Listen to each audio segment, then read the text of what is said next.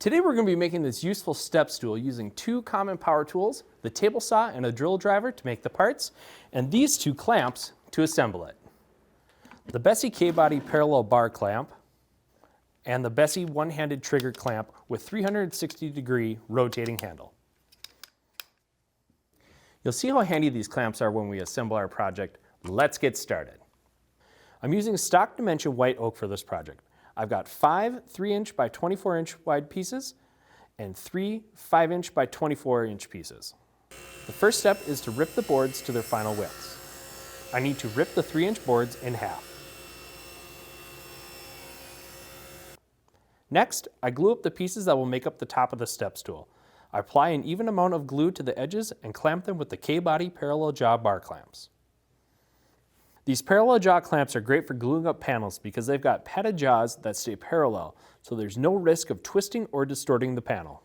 A couple of the other features I really like about the K-body clamps are that the pad extends past the bar so you can use the clamp on its side. The head can also be reversed to use it as a spreader clamp. And the handle of the clamp features this hex socket so you can use a hex wrench to tighten the clamp if you have trouble with your grip or wrist rotation.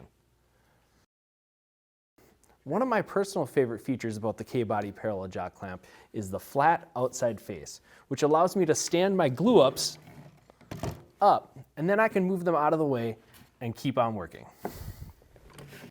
I'm back at the table saw to cut my frame parts to length.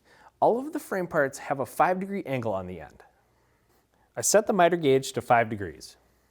As you're cutting your pieces to final length, consult your construction drawing to make sure that the ends are cut in the correct direction. These 5-degree angles are so subtle, so make sure you take the extra time to make sure that the angles are facing the correct direction. I'll be using dowels in this doweling jig to assemble the step stool frame. Lay the set of parts for the side assemblies on the workbench and mark the dowel locations for each joint. Make a mark that crosses the joint in the center of each part. Then use a doweling jig to drill a 3/8 diameter hole at each mark. Now I apply glue in each dowel hole, insert the dowels, and clamp the side assemblies. The clamps I'm using now are the Bessey one-handed trigger clamps.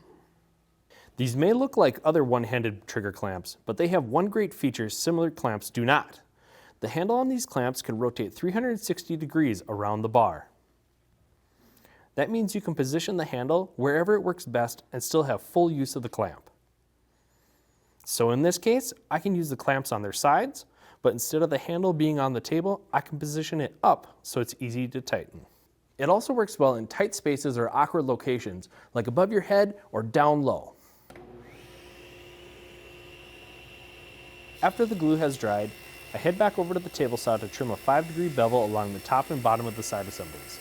I also made a mark to show which way the bevel cut goes. Once again, carefully check to be sure the bevels orient in the right direction.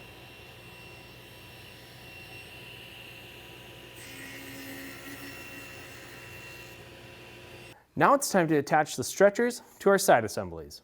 We'll be using countersink screws. Clamp the frame together and drill a countersunk pilot hole for each screw. Drive a number 8 by 2-inch screw in each hole. Before I moved on to finishing, I had a couple parts to make the step and the top. I plugged all of my countersunk holes with wood plugs to give it a nice smooth finish and gave the project a final sand. In this case, I apply an opaque black stain followed by an oil-based top coat. Finally, I attach the steps. This is another situation where the 360 clamps are great. I can move the handles on the clamps and position them in places that are comfortable for tightening. Well, there you have it, a very useful step stool made with just a couple power tools and these very versatile clamps from Bessey. Thanks for watching.